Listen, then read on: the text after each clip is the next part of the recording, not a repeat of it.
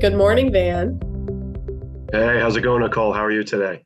I'm good. A little under the weather, but I'm okay. Sorry to How hear are it. you doing? I'm doing great, doing great. We're ramping up for the big rental season. So yeah, I'm doing great.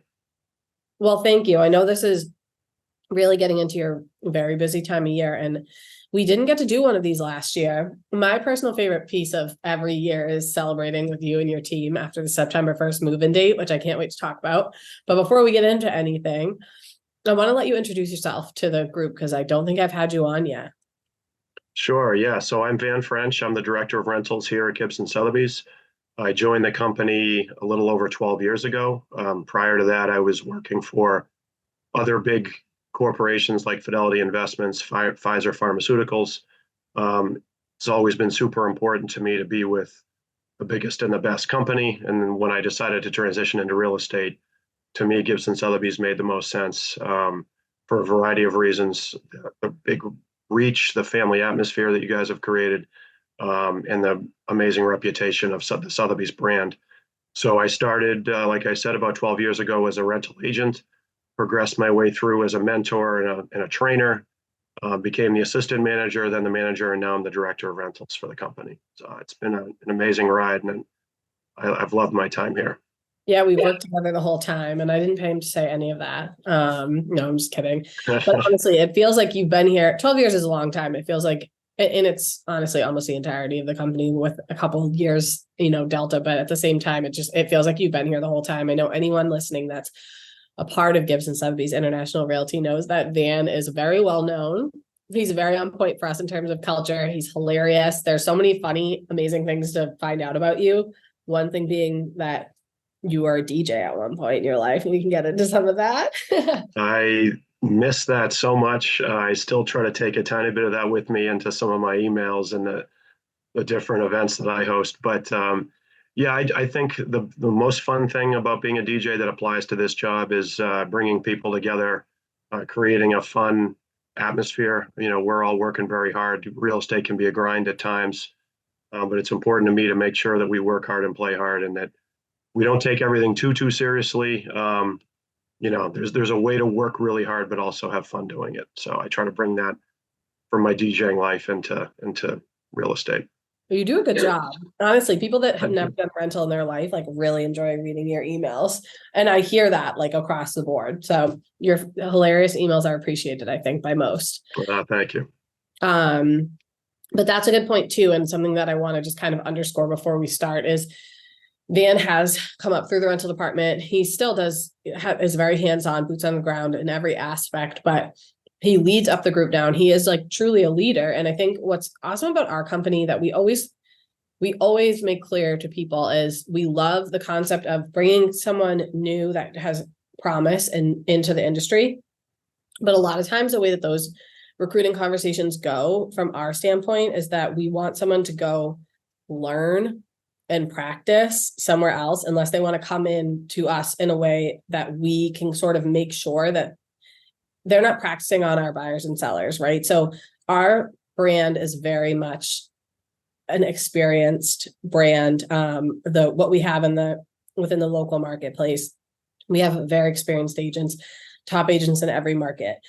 So when we see someone that shows a lot of promise, we want to bring them onto our team, but we can't just like bring them on and hope that they do well and have that be something that doesn't impact our reputation the right way.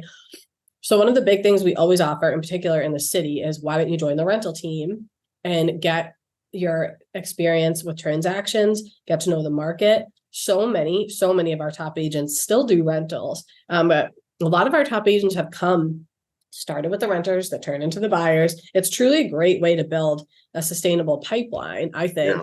So can you talk me a little through that? So if I'm a newer agent and I want to come into rentals in Boston to get started, what does that look like? Sure. Yeah. And to your point, we have many agents who started, myself included, who started as a rental agent and kind of worked their way up through the ranks. The goal is you really build your client base as a rental agent. A lot of these people that you rent to, uh, in an ideal world, more than once. You rent to them the first time, they enjoy the experience they had with you. You did a good job. They come back to you a year or two later. They refer friends to you. colleagues to you. You rent to them a second time, and then as they progress in their careers and get more money, they come back to you and they're your sales clients. And we have many agents I can name that have been with rentals for a few years, some longer, some even longer. The longer you're with rentals, the more clients and bigger client base you have, and the more sales clients you have. Right. From the very beginning, we offer you hands-on mentoring. We pair you up with an experienced agent, and they're with you for your first 4 or 5 transactions. You're not kind of swimming on your own. We do provide guidance and an experienced mentor with you.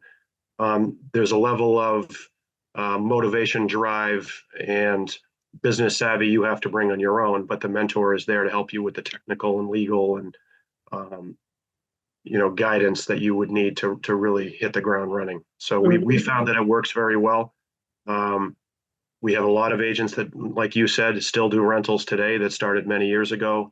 They don't start in rentals and then go to sales and kick rentals to the curb. They stick with it. They keep doing it because they know that's a path to continue to get more sales leads down the road.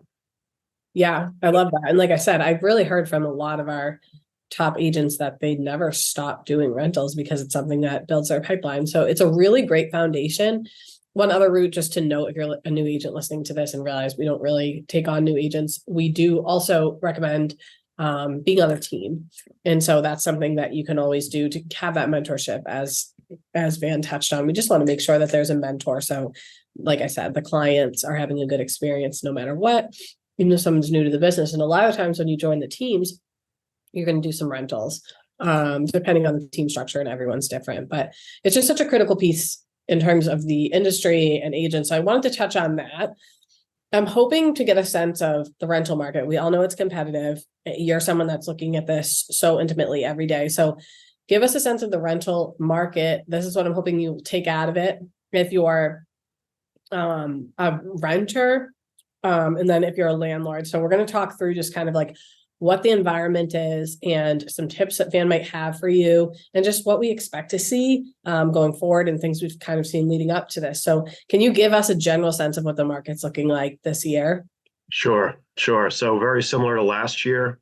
So basically the pandemic changed things in a lot of ways for everybody. And during that time, a lot of people, businesses were shutting down, allowing people to work from home. So a lot of people moved out of the city during that time a few years ago. But so that was when the market was at its worst in the Boston area. It was very difficult, a lot of vacant apartments. Coming out of that, it was people came back in droves, and the prices just skyrocketed right back to where they were, and they've surpassed what they were a couple of years ago. And now with interest rates, rising as much as they have, a lot of people that would have normally been buying are either not able to, or don't feel comfortable with it, or they're frustrated and they're waiting. So there's a log jam of people that want to rent right now. And you add into that all the universities and colleges we have in Boston. You have graduating kids every year that are looking for a place. Boston is such a big metropolis in terms of hospitals, medical care, pharmaceuticals, biotech. So that you have all these people moving into Boston, and they have to live somewhere. And if they don't feel good about buying, or if they don't like what they're seeing on the sales market, they're going to have to rent. Right. So, with that being said, and just like if it's a toy or if it's a car or any other product, when there's a ton of people that want the same thing and there's not enough of it, you're going to have prices go up. And that's what happened in the rental department. Last year was a good example of it. This year is a continuance of that. Prices, again, are going to be high. They're going to continue to rise a little bit in rentals. It's extremely competitive. You're going to have really well-qualified applicants lose on apartments because you're going out head-to-head against 4 or 5 equally qualified applicants. So the most important thing I can stress to renters is to be prepared, have your paperwork and your supporting financial documents ready to go. Don't hesitate long. If you feel like you're interested in a place, you really need to be able to move forward and pull the trigger quickly. 24 hours, 48 hours is an extremely long time these days in rental world. You have to move quickly. And to that point, my advice to our agents, I always tell them you have to be responsive and accountable. A few hours gap in time can cost you and cost your client an apartment. So you have to be ready to move quickly on both sides, the agent and the renter. Yeah, no, that's great. And will you just, I think it's fascinating. And I think we have a good amount of people listening from outside of Boston. A lot of times it's real estate agents that might have client coming into the area. So I just want to make sure that we touch on quickly the September 1st date is really unique to our market. And I think it definitely has an impact on how competitive it gets. So can you just make sure we're explaining like what the significance is of September 1st as like how do you know the percentage of what turns over on September 1st? I do. Yeah, absolutely. So I'll start with that. The just over 70% of all leases in Boston began on September 1st. Yeah. And you can imagine the strain that puts on moving companies and cleaners and painters and all Thorough these things. drive. There's just not enough. And so a Storo drive, exactly. And there's always the expression, a truck got Storoed, and they didn't read online the directions of this one bridge that certain trucks can't fit under. But it's a log jam in the city. It's a stressful time. And the best thing you can do is be proactive and plan ahead, plan early. But as you mentioned, Boston, unlike New York or Los Angeles or Chicago or Nashville or anywhere else, you can move into those cities pretty much any time of year, and you're going to find similar amount of inventory in the market, whether it's December or whether it's May or August. In Boston, if you were to move after September 1st, the inventory drops off a cliff. It's difficult to find a good place in February or November. April, a little bit better, but the reason that Boston has become so reliant on this September 1st cycle is many of the landlords had properties near universities. There's so many of them in Boston. The beginning of the school year for colleges and universities is September 1st, or right around then. That's when all the college kids would move here. So the landlords had their leases start on that date. Many of them had additional properties, and to make their lives easier, they said, okay, I have 2 properties near Northeastern and Boston University. And Back Bay, I'm going to make my life easy and just make all 3 of them September 1st move-ins. And once so many people did that, other landlords said, hey, this is when everybody's moving to the city. I might as well put it on that. So Right. it's just kind of a piggyback effect. And now, like I said, more than 7 out of 10 leases began on that day. Yeah, and that's where all the demand is. So if you're a landlord, you want to get on that cycle. I mean, I've been a landlord, and that's when the most people are looking, that in kind of June 1st through September 1st. Exactly.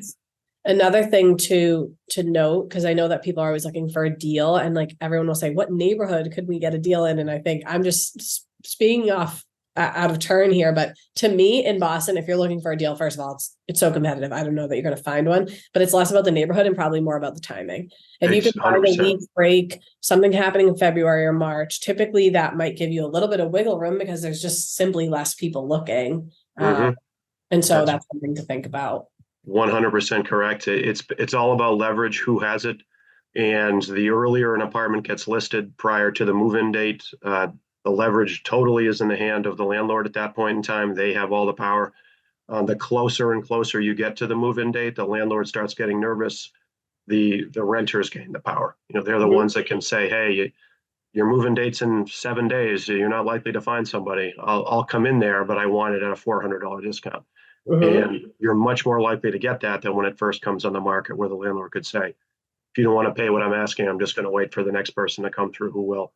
So you're 100% right. It's more about finding spots where the timing works more than it is neighborhoods. The neighborhoods just, it doesn't really matter at this point in time. There's such little inventory that the renters don't have a ton of bargaining power at the beginning. Yeah. And I think, so what's interesting is, this might be an unpopular opinion, but I'd like to talk through if you're an investor and you're looking, because obviously the market's competitive from a sales standpoint as well. But I was thinking as you were talking that the trend toward moving more in your lifetime that's sort of happening with this generation has definitely propelled, especially with the limited inventory, people to wonder, should I just rent, even if they're in the financial place that they could probably buy. And I do know that, between first, last security and the broker fee, like a lot of times people say that's equivalent to a down payment. And this is an unpopular opinion and probably something I shouldn't say, but as someone that does move around and has moved around, sometimes it makes complete sense to buy something and rent it after you move out, or perhaps even sell it after that 2 years. But sometimes when you look at it and you're going to get a mortgage, the bulk of what you're paying in a year or two is a lot of interest, right? And so if you're just going to go flip it, you do want to do the math on that too. And so I think a lot of people are. And there's a lot of people just saying, to your point, if they're in for maybe some sort of master's program, right? Somebody above undergrad that might be married and maybe has a small baby, like I'm sort of generalizing, but they just know we're not going to be here forever.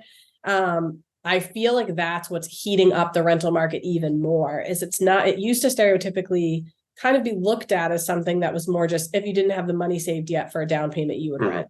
And now renters it's just a lifestyle choice, really. And so if you could just talk a little bit more to that, if you have anything to add to that, but then in general, on the other side, if you're someone that's interested in owning as an investor, what tips would you have for them, and what should they be doing other than get on the September 1st cycle?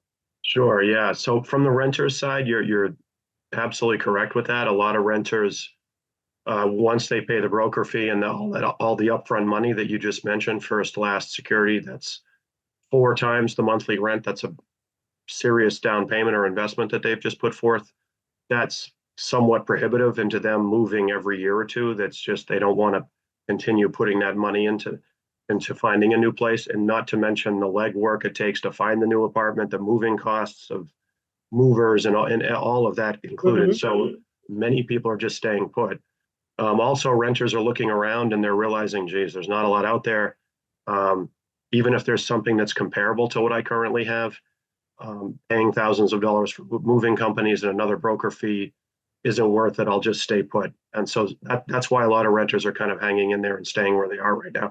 And then, as you mentioned, there's people that are just waiting for the interest rates to come down. It's all of it combined.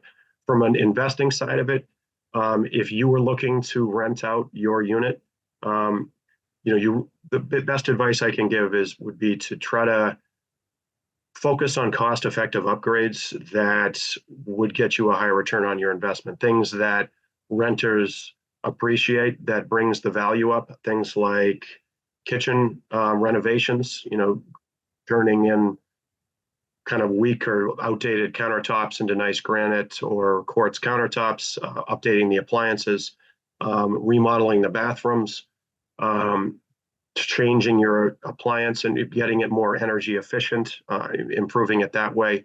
These are all things that the tenants are going to appreciate, that'll enable you to raise the rent a little bit, but it also increases the long-term, value to the property. So those are the kind of things I would focus on. You also, Boston, we're very fortunate. You're not going to see the downturn in real estate that you see in other parts of the country because of all the universities and the companies that we have here. So it's a pretty safe investment as long as you're able to, keep the unit updated in good condition. The last key piece of advice I would say to landlords or investors, Massachusetts especially, it's very tenant friendly, very tenant protective.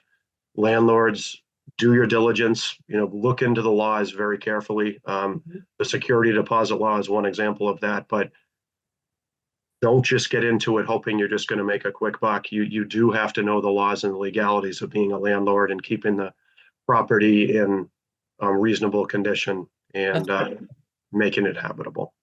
Yeah, and it is, to your point, it's a great market. It's diverse in terms of what's here. I know a lot of markets are, they hinge on sort of one industry or even one company, and, some places in more like middle America. And that's a little dicey. If there's one thing that could happen, that all of a sudden you're sitting with something in your hands. And I think that the students and the hospitals are the two things that, no matter what the economic state, of the country, or even just like that kind of micro market, those two things are not stopping, right? Major. So it is a really great place to make an investment, even despite the fact that inventory is so tight and just like across the rest of the country, that's keeping prices high. But it's such a competitive rental market. And, I think it is. There's so many creative ways to keep those things. So anyway, I wanted to close with your stats, because I think as we talked, I realized we didn't touch on, you're so good at tracking what your team's doing. And I think that would really like resonate, because people understand how much we're doing and how much we're looking at. Your rental numbers are incredible. I appreciate that, Nicole. Thank you very much. Before I give you a couple numbers, we have a designated rental department with agents that exclusively focus on rentals, but we also have now with almost 30 offices around the state, we have so many different agents that handle rentals. They don't have to necessarily work specifically out of the rental department. They either been trained through us or they've had their own experiences, but it's not just our rental department that does rentals. But we do have that personalized, customized service if you want it. But between all of these agents in our company that handle rentals, we were able to surpass $4 million in revenue last year for the rental department. We had close to 1,400 rental transactions. We handle all price points. It doesn't matter if you have a $2,000 studio or a $15,000, $20,000 mansion per month. We would absolutely love to help you rent it out either way. We handle any and every client that comes through our door. We treat every single client the exact same way, with the respect they deserve. And we love providing the white glove service that Sotheby's is known for. I'm trying to think if there's any other numbers that I would love to throw in there, but those are kind of the big ones. The 1,400 is the one I kind of focus on. That's a lot of transactions. Rentals is a lot of work, dare I say, almost more than doing a sale in terms of just the paperwork and all of that. I mean, everything varies, but it's so much work. You guys are working tirelessly, and the 70% of those happen on the exact same day. So I'm always in awe of how well, it's just a well-oiled machine and how well everybody works together. And I just wanted to make sure that we highlighted you and highlighted the effort, because I think a lot of times, especially from the outside, that might not, be seen as much. And it's just such a big part of our business. And it's really competitive. It can be really frustrating right now, for anyone, someone that's looking to try to make an investment purchase, but mostly for the tenants, right? It's a tough time to try to be renting. So I wanted to get Van on here, get those tips out there of just, stay in it, be prepared, think about those dates, think about the flexibility you might have, and just to give you a sense of what was going on. So I'm so thankful for your time. It was an absolute pleasure. If you ever want to do it again, I'm happy to do it. It was great. Thank you. And anyone that's listening from Gibson or obviously from outside, you should know how to reach Van. You can look up one of his famous emails, or you can shoot me an email and I can put you in touch if you wanted to dive into any of this a little bit deeper.